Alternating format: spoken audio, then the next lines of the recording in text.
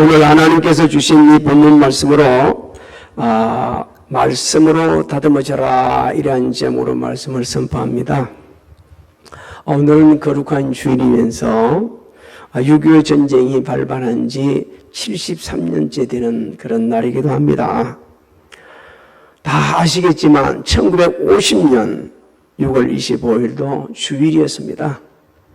그때 북한군은 암호명 폭풍 224라는 치밀한 사전 계획을 세우고 북위 38도선 전역에 걸쳐서 대한민국을 선전포고도 없이 기습 남침을 단행하였습니다. 당시 전쟁은 우리나라를 지원하는 세계 16개 국의 유엔군과 또 북한을 지원하는 중국 인민지원군 등이 참전하는 국제전으로 비화가 됩니다. 그래서 1953년 7월 27일 휴전협정으로 3년 1개월간의 전쟁은 멈추었습니다. 하지만 우리나라는 지금까지 통일이 되지 못하고 있습니다. 그리고 엄청난 피해가 있었습니다. 하나님의 은혜로 우리나라는 회복되어져서 지금 이렇게 세계 열강에 들어가고 있습니다. 우리나라 대통령이 지금 베트남을 방문하고 있는데 얼마나 우리나라 위상이 높아졌는지 지금 실감 날 수 있게끔 지금 그렇게 좀 환대를 받고 여러 가지 일을 지금 감당하고 있습니다. 여러분, 우리는 지금 하나님 앞에 기도할 제목이 참 많습니다. 이렇게 기도할 때 하나님의 은혜로 대한민국을 그 중심으로 전쟁 없이 평화적으로 통일되기를 기도해야 합니다. 기도해야 돼요. 또 이북이 만드는 그 핵, 그런 여러 가지 무기들이 무용지물이 되거나 아니면 평화의 도구가 되게 해달라고 함께 기도를 해야 합니다. 하나님께서는 어느 시대나 기도하는 자를 통해 역사를 하셨고요. 응답을 하셨습니다. 아마 우리가 기도하게 되지면 하나님께서는 가장 적절한 때에 우리에게 응답을 줄 줄로 믿습니다. 지구상에 우리나라와 비슷한 이런 역사적 한계를 가진 나라가 있는데 그 나라가 이스라엘입니다. 하나님께서는 이스라엘 백성들을 선택하시고 자기 백성을 삼으셨어요. 그리고 사울, 다윗, 솔로몬까지는 통일 왕국으로 세워주셨습니다. 솔로몬이 이방 여인과 정략 결혼을 통해 가지고 통치 말기에 하나님도 섬기고 우상도 섬기는 혼합주의에 빠져버리죠. 하나님께서 야단을 치셨는데도 회개하지 않습니다. 솔로몬의 아들 르호보암 때에 이스라엘은 남북으로 분열을 돼버립니다. 하나님의 심판으로 나라가 분열이 되었으면 정신을 차리고 좀 더 하나님께 더 가까이 다가오고 기도하고 말씀대로 순종해야 하는데 오히려 그 반대로 나갑니다. 결국 북이스라엘은 아수르에 의해 가지고 우리 주님이 오시기 전 722년에 멸망을 당하고 맙니다. 그리고 유다는 북이스라엘이 멸망당하는 걸 보면서도 정신 못 차리고 더 후상을 섬기다가 130년 후에 바벨론에 의해 멸망을 당하게 됩니다. 근데 하나님께서는 이스라엘 백성들을 버리지 않으셨어요. 주의 백성들을 절대 외면하지 않으십니다. 끝까지 지키시고 보호하신 분이 하나님이십니다. 그래서 이사야 선지자, 에레미야 선지자를 통해 가지고 구원해 주시겠다. 반드시 본토로 귀환해 주시겠다고 약속을 하셨어요. 하나님께 약속하신 대로 주권적으로 승리를 하셔서 바사왕 고레스 원년에 통일된 이스라엘 민족, 그 당시는 분열이 되지만 돌아올 때는 통일된 이스라엘 민족들이 각각 위치에서 고국으로 돌아옵니다. 이 에스라서, 오늘 우리가 읽는 이 에스라서는 바사왕 고레스에 의해 1차 기한 조서가 내려진 주전 538년부터 에스라에 의해 2차로 기원한 458년까지 약 80년간의 이 시대를 배경으로 하고 있어요. 그러니까 에스라서가 양은 얼마 몇 장 안 되지만 이게 몇 년 동안이라고요? 80년 동안의 그 시대를 배경으로 하고 있는 겁니다. 요즘 에스라서를 그냥 간단하게 정리를 하면 1장부터 6장까지는 유다 총독 스룹바벨과 대제사장 여호수아의 주도로 제1차 바벨론으로 기하는 성경 건축에 대해서 말씀을 하고 있습니다. 그리고 17장부터 10장까지는 유다 총독이 제사장인 에스라의 주도에 2차로 기한하여서 종교 개혁을 다루고 있는 내용이 이렇게 딱 구분이 되어 있어요. 하나님께서는 오늘 이 본문 말씀을 통해서 우리 모든 성도들은 말씀으로 다듬어져야 한다는 겁니다. 여러분, 보게 되지만 세상에서 막 많은 이단들도 많죠. 말씀 하면서도 이 사람들은 말씀으로 다듬어 가고 있지 않습니다.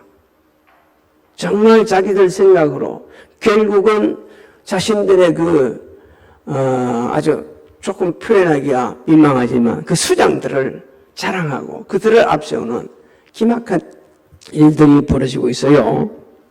오늘 이 본문 말씀을 통해서 우리가 말씀으로 다듬으시려면 어떻게 해야 하는지를 읽게 주시고 있거든요. 이걸 한 절로 제가 표현을 한다면 하나님 말씀을 매일 묵상해야 합니다. 그리고 그걸 믿어야 돼요. 그리고 삶 속에 실천해야 돼요. 그럴 때야 우리가 하나님 말씀으로 다듬어지게 되어집니다. 1절을 우리 같이 한번 읽어볼까요? 1절 시작. 이 일 후에 바사왕 아닥사스다가 왕위에 있을 때에 에스라라 하는 자가 있으니라. 그는 스라야의 아들이요 아사랴의 손자요 힐기야의 증손이요. 자, 이 일 후라고 그랬죠. 이 일 후는 아주 많은 시간이 지난 후를 의미합니다. 당시 상황적으로 말씀을 드린다고 한다면 1차 포로 기한 이후 2차 포로 기한을 주도한 에스라에게 초점을 지금 맞추고 있는 거예요. 자, 1절부터 5절까지 보게 되면 에스라 족보에 대해서 쭉 말씀해 주고 있죠. 그것도 아주 자세하게 구체적으로 말씀해 주고 있습니다. 하나님께서 제1차 포로 기한 이후 새로운 시대, 새로운 사역을 위해 새로운 인물인 에스라를 예비해 놓으심을 갖다가 우리에게 읽게 주시기 위해 가지고 이렇게 긴 설명을 하신 거예요. 하나님께서 친히 예비하신 에스라는 자, 그 조상들을 면면을 보게 되면 모두가 다 성전에서 하나님의 성깃고 말씀을 가르쳤고 그리고 주님은 제사장들의 그 가문이었어요. 이 말씀을 보면서 우리는 막 이 마음의 찔림을 받아야 됩니다. 우리가 하나님의 말씀을 자꾸 묵상하고 삶 속에 계속 실천하고 그 말씀대로 행할 때에 우리 후손도 그렇게 되는 거예요. 그 훌륭한 인물들이 나오게 돼 있는 거예요. 하루아침에 이런 훌륭한 인물들이 결코 나올 수가 없습니다. 계속해서 때를 이어가면서 영적 훈련할 때 그때 비로소 훌륭한 인물들이 나와서 사회적으로 영향을 끼치고 말이요. 하나님께 영광 돌리고 사람들을 변화시킨다는 것을 읽게 주시기 위해서 이 말씀을 우리에게 주시고 있는 겁니다. 에스라는 대제사장 후손으로서 이스라엘 백성들에게 율법을 가르칠 수 있는 합법적이고 가장 적절한 인물임을 우리에게 읽게 주시고 있는 겁니다. 여러분 아무나 하나님 말씀 가르친다고 나서면 안 됩니다. 제가 며칠 전에 3본을 좀 잠깐 나가봤어요. 부스를 3개를 세워놔 놓고 무료 성경 이렇게 써놨어요. 그 이단들입니다. 조심해야 합니다. 사람 죽이는 거예요. 영적으로 죽이는 거예요. 이런 사람들이 곳곳에 준비 안 된 이런 사람들이 써가지고 여러 사람을 죽이는 거예요. 자신도 지옥 가고 다른 사람도 지옥 가게 만들고 있는 거예요. 그게 속아 넘어가는 사람은 너무 안타깝죠. 너무 기가 막힌 일들이 많이 있습니다. 자, 5절부터 6절을 우리가 다시 한번 읽어볼까요? 시작. 아비수아의 13대 손이요 비느하스의 14대 손이요 엘르아살의 15대 손이요 대제사장 아론의 16대 손이라. 이 에스라가 바벨론에서 올라왔으니 그는 이스라엘의 하나님의 여호와께서 주신 모세의 율법에 익숙한 학자로서 그의 하나님 여호와의 도우심을 입음으로 왕에게 구하는 것은 다 받는 자이더니. 자, 에스라를 이렇게 소개하고 있습니다. 하나님 여호와께서 주신 모세의 율법에 익숙한 자다. 여러분, 이 학자의 단어적인 의미는요, 기록하는 사람, 또 서기관, 비서 이런 뜻이 있거든요. 이런 역할이 그대로 이루어졌어요. 이스라엘 사회에서 율법에 익숙한 학자들은요, 국가의 대내 문서를 기록하고 보관하는 서기관으로서 주로 일을 했습니다. 이 사람들이. 또 요시야 왕 때는 서기관 사반처럼 비서 역할도 했어요. 왕의 비서 역할도. 또 포로 시대에 접어들면서 이 학자들은 달라집니다. 모세의 율법을 연구하고 가르치는 데 집중을 하였습니다. 에스라를 가리켜서 또 이렇게 소개하고 있죠. 하나님 여호와의 도우심을 이번으로 왕에게 구하는 것을 다 받는 자다. 이렇게 말씀하고 있죠. 하나님의 도우심으로 공적 높은 지위를 얻게 되었다. 이렇게 하는 겁니다. 하나님의 은혜로 에스라는 포로이면서도 아스다 왕의 신임을 절대적으로 받고 있는 그런 사람이었어요. 그래서 에스라가 왕을 비롯하여 모든 사람들에게 이렇게 신임을 받고 인정받는 것은 전적 누구 은혜라고요? 하나님의 은혜다. 하나님의 은혜다. 맞습니다. 또 우리에게 이렇게 일깨주시죠. 이 세상을 살아가는 동안 우리 하나님의 은혜를 떠나서는 살아갈 수 있는 존재들이 저 여러분이라는 것을 일깨주고 있습니다. 오늘 내가 이렇게 나와서 예배드리고 제가 말씀을 선포하고 있는 건 전적 하나님의 은혜입니다. 하나님의 은혜예요. 그래서 이 은혜를 가장 많이 깨달은 사도 바울은 뭐라 합니까? 내가 나된 것은 하나님의 은혜입니다. 자, 대단히 똑똑한 사람들은 너무 대단했어요. 자기가 너무 잘나가고 남들과 비교도 안 될 만큼 자기를 높이 놨던 이 사도 바울이 다메섹 도상에서 예수님을 만난 이유에는 나는 제일 마지막에 이렇게 고백하죠. 쭉 설명하죠. 나는 사도라고 칭할 받기도 부족한 사람입니다. 성도라 말할 수도 없어요. 그리고 나서는 뭐라 이야기하죠? 나는 죄인 중에 개수입니다. 그리고 나서 바꾸 말하죠. 내가 나된 것은 하나님의 은혜입니다. 오늘 이 고백이 우리 모두에 있기를 주의 이름으로 소망합니다. 하나님의 말씀으로 다듬어졌을 때 이런 고백이 나오게 됩니다. 그래서 에스라가 왕을 비롯하여 모든 사람이 인정받은 것도 하나님의 은혜요. 우리는 은혜 가운데 사는 존재입니다. 그래서 말씀으로 빚어진 자만이 이렇게 하나님 앞에 사람 앞에 모두에게 인정받고 기서인받게 되죠. 7절부터 우리 9절을 한번 다시 한번 읽어봅니다. 시작. 아닥사스다 왕 제7년에 이스라엘 자손과 제사장들과 레위 사람들과 노래하는 자들과 문지기들과 느디님 사람들 중에 몇 사람이 예루살렘으로 올라올 때에 이 에스라가 올라왔으니 왕의 제7년 5째 달이라.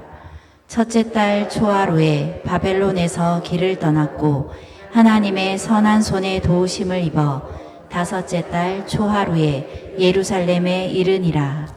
우리는 그때 예루살렘을 향하여 떠난 그 사람들, 귀함께로 오는 사람들을 주목해야 됩니다. 그들 사람 중에는 일반 백성들, 제사장들, 레위 사람들, 노래하는 사람들, 문지기들, 느디는 사람들, 이 당시 이자 귀한 때는 사람이 좀 적었어요. 약 한 1800명이 지금 귀환을 하게 되지죠. 당시 귀한 사람들, 그 귀한 민들은요, 우리가 중심해야 될 게 있는데 100년 이상 살아온 삶의 터전을 포기한 사람들이에요.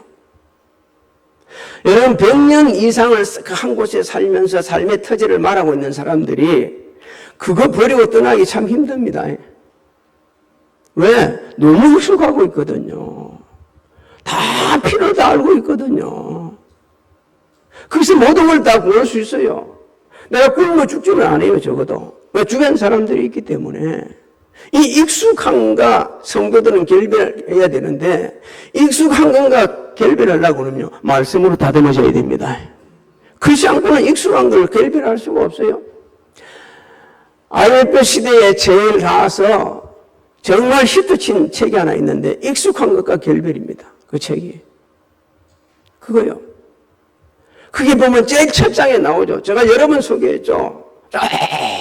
유전에 그거 있는데, 바다에 있는데, 그게 불이 났어요. 사람들이 다 죽는 거, 그 안에 있는 사람 다 죽습니다. 딱 한 사람만 살아남는데, 그 높은 높이에서 두말할 것 없이 뛰어내려 버립니다. 그 차가운 바다 속으로 한 사람 살아났어요. 그 얘기가 첫 번째로 나옵니다. 우리가 말씀으로 다듬어져야만이 익숙한 것과 결별을 하기 시작하게 되시죠. 그럴 때 하나님의 사람이 되는 겁니다. 이 사람들이 100년 이상 살아온 삶의 터전을 보게 하고 4개월이나 걸리는요, 그 엄청난 생명을 건 예에 나선 것은 땅이 아닙니다. 하나님 성전에 있는 이 약속의 땅을 너무너무 간절히 사모했기 때문에, 또 하나님과 함께 살려는 신앙의 결단이 있었기 때문에 그렇습니다. 우리가 이 세상을 사는 동안 말이요, 신앙의 결단을 내려야 될 때가 참 많이 있거든요. 진짜 하나님을 믿는다면 내가 포기해야 될 게 있습니다. 100년이 아니라 1000년, 돈덩어리까지도, 우리가 가장 좋아하는 돈까지 포기를 해야 돼요. 자신의 생명을 걸고 도전할 만한 가치 있는 일이 있다면 그 일을 해야 합니다. 그것이 하나님의 뜻이라면 그렇게 해가야 되는 거예요. 하나님께서는 이스라엘 백성들의 그 신앙 결단을 보시고 선한 손길을 도우셔가지고 예루살렘에 잘 이르게 하셨습니다. 오늘 우리에게 일깨주는 진리가 있지 않습니까? 네가 약속의 말씀을 부여잡고 매일 주님과 동행하는 삶을 살면 하나님께서 책임져 주신다. 믿습니까? 그렇습니다. 하나님. 다른 어떤 것을 붙잡고서 그게 마치 뭐가 살려주는 것처럼 달려가다 보니까 인생이 거꾸로 가는 거예요. 인생이. 하나님의 말씀을 부여잡고 믿음으로 행하는 자들과 늘 함께 하십니다. 그리고 하나님의 도우심을 입을 때 인생의 험상줄련도 너희 극복할 수가 있습니다. 누가 함께 하시니까? 나와 함께 하나님이 하시기 때문에. 우리 중에 인생의 험상줄련이 없던 사람이 있습니까? 지금도요. 그 고개를 넘기에 너무 버거운 사람들이 많이 있을 수 있습니다. 말은 안 하고 있지만 진짜 사는 게 사는 것이 아닌 사람일 수도 있을 수 있어요. 그러다가 교회 문을 두드리는 사람도 있을 수 있고요. 여기를 찾아 저기 찾아 헤맬 수도 있고요. 여러분 잊지 마십시오. 하나님과 동행하시기 바랍니다. 그것은 바로 말씀으로 다듬어진 자만 하나님만 동행할 수가 있는 거예요. 그러면 하나님께서 우리에게 약속하셨습니다. 때를 따라 도우시는 은혜를 베풀어 주시겠다. 히브리서 4장 15절로 16절을 한번 읽어볼까요? 시작. 우리에게 있는 대제사장은 우리의 연약함을 동정하지 못하시리가 아니요 모든 일에 우리와 똑같이 시험을 받으신 이로되 죄는 없으시니라. 그러므로 우리는 긍휼하심을 받고 때를 따라 돕는 은혜를 얻기 위하여 은혜의 보좌 앞에 담대히 나아갈 저게 것이니라. 잠깐만 있어요. 때를 따라 돕는 은혜를 얻기 위하여 어디 와야 돼요? 은혜의 보좌 앞에 담대히 나아야 하는데 이 은혜의 보좌 앞에 나오는 길은 딱 한 가지밖에 없습니다. 예수 그리스도를 통해 나옵니다. 하나님은 말씀을 통해 우리에게 다가오시고 예수 그리스도를 통해 우리에게 다가오십니다. 우리 주님이 말씀하셨어요.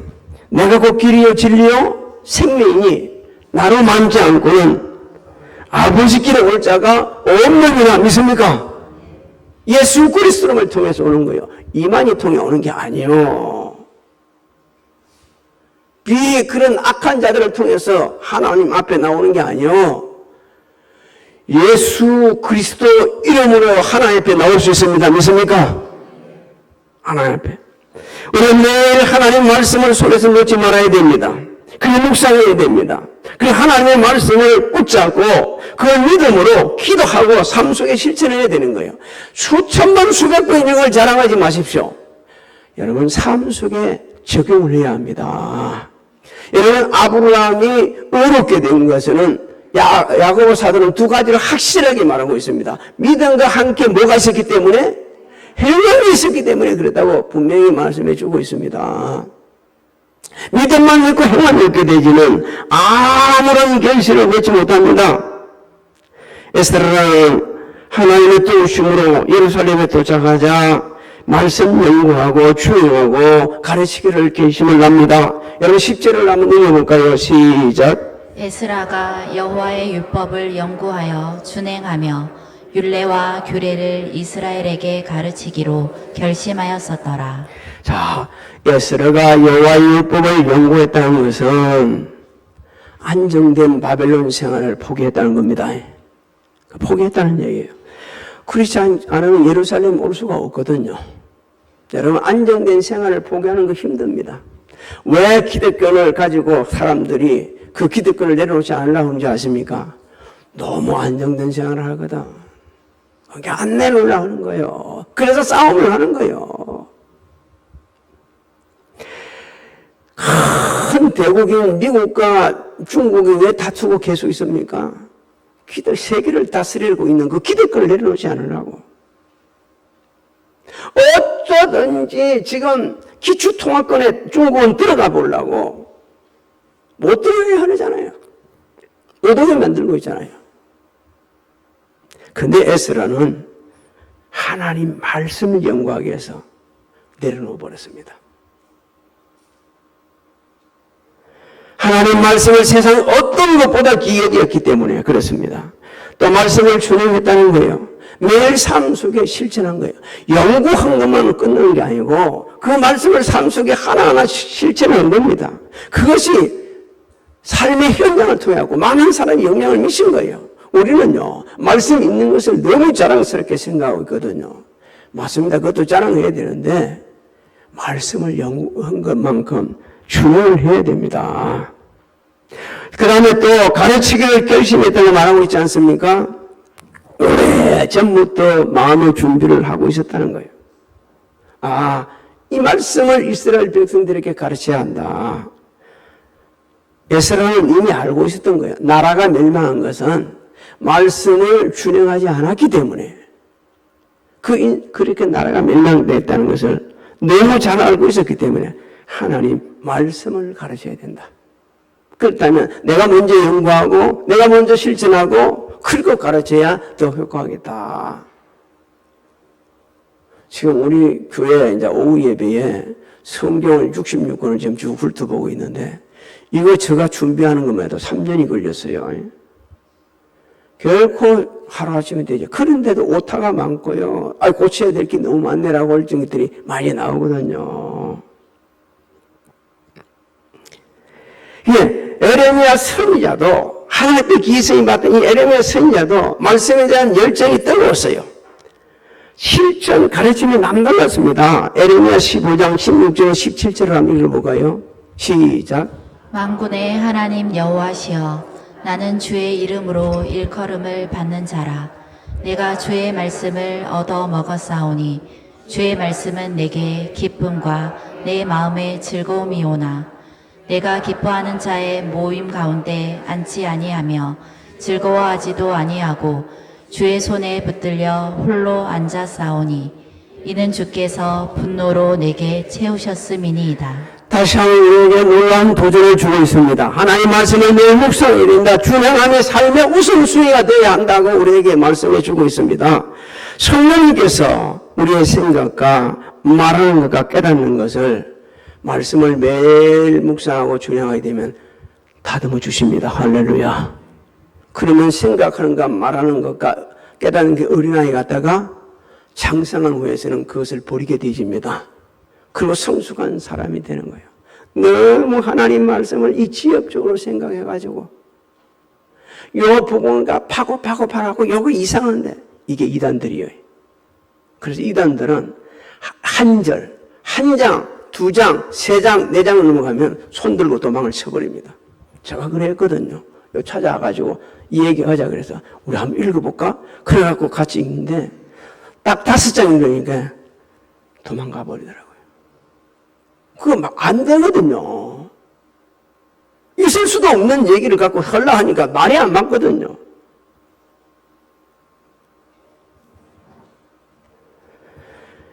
살면 하나님께 분명히 약속하셨어요. 하나님의 말씀을 우리가 가까이 하게 되면 세상 풍조를 배격하게 되지고 말씀 중심으로 살다 보니까 그 인생이 하나님한테 행동해지는 거예요. 시편 1편 1절로 3절은 암송을 하는데 암송 무등을 읽으시기 바랍니다. 시작. 복 있는 사람은 악인들의 꾀를 따르지 아니하며 죄인들의 길에 서지 아니하며 오만한 자들의 자리에 앉지 아니하고 오직 여호와의 율법을 즐거워하여 그의 율법을 주야로 묵상하는도다.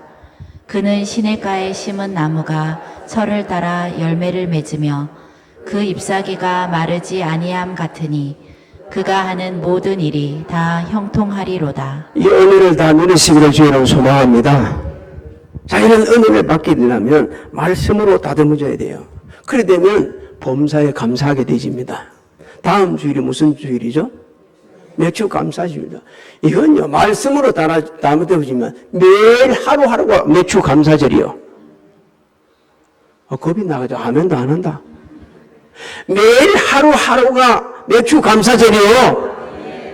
말씀으로 다듬어지게 되면 모든 이제 하나님의 은혜요. 해야 되는 것이죠. 그리고 하나님의 자녀인 것을 자랑스럽게 여깁니다. 바꿔 말씀드릴까요? 예수 믿는 것을 자랑스럽게 여기는 거예요. 내가 예수 믿는 사람인 것을 자랑스럽게 여기는 사람들은요, 사회 전반에 놀라운 은혜로 영향력을 끼치게 됩니다. 왜? 하나님의 말씀으로 다듬어졌기 때문에. 그리고 우리의 믿음의 선조들, 다른 나라 사람이 아니고 우리의 믿음의 선조들이 그렇게 정보로 나타나셨어요. 박명수 현대기독교 역사 연구소장에 따르면 상하이 임시정부 수립도 기독교인이 주도를 했다 이렇게 말하고 있습니다. 또 임시 그 정부 헌장 7조에는 이렇게 기록이 되어 있답니다. 대한민국은 신의 뜻에 의해서 세워진 나라. 너무너무 진짜 멋지지 않나요? 신의 의해서 되어진 나라. 1948년 5월 31일을 여러분 기억합니까?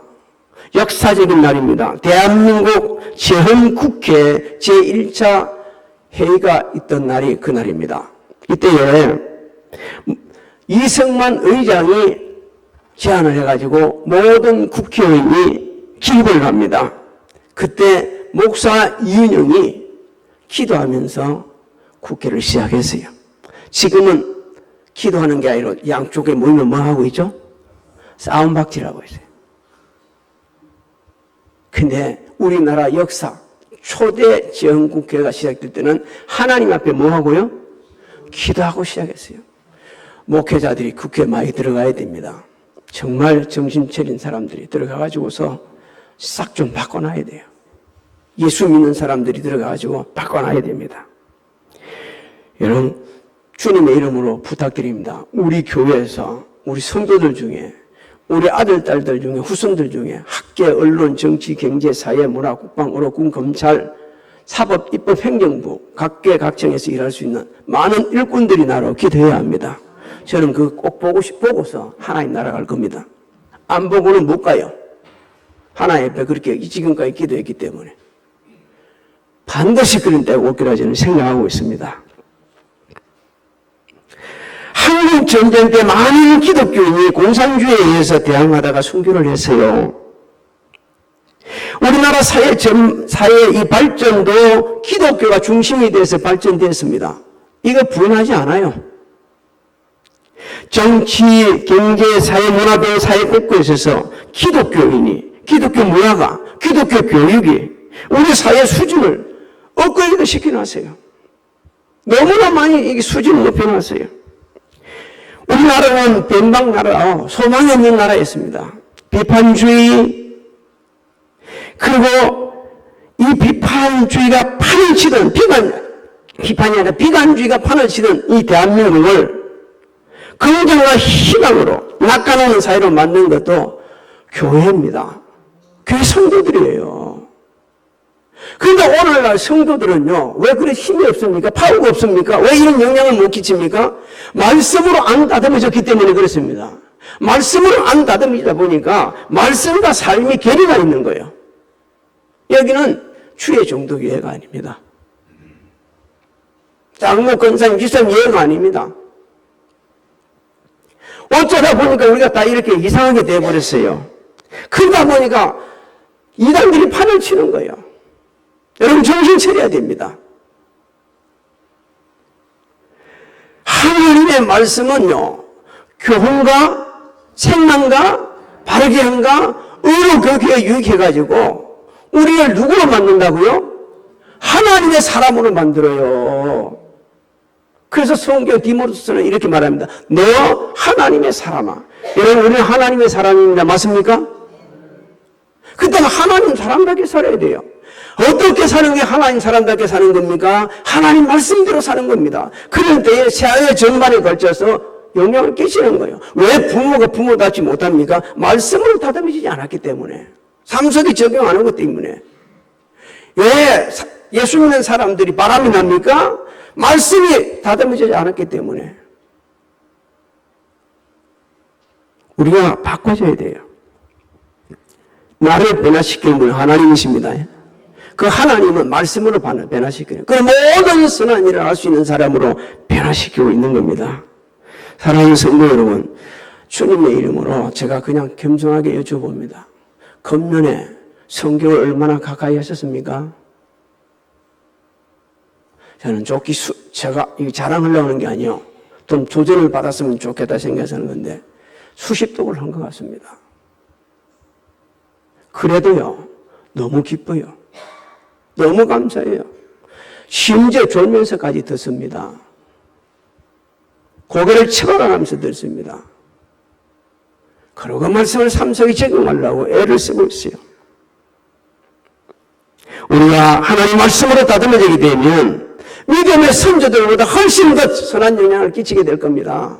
오늘 예배드린 사랑하는 성도님들이요, 말씀으로 다듬어주셔가지고 자자손손들을요 선한 영향력을 끼칠 수 있기를 주님의 이름으로 축복합니다. 축복합니다.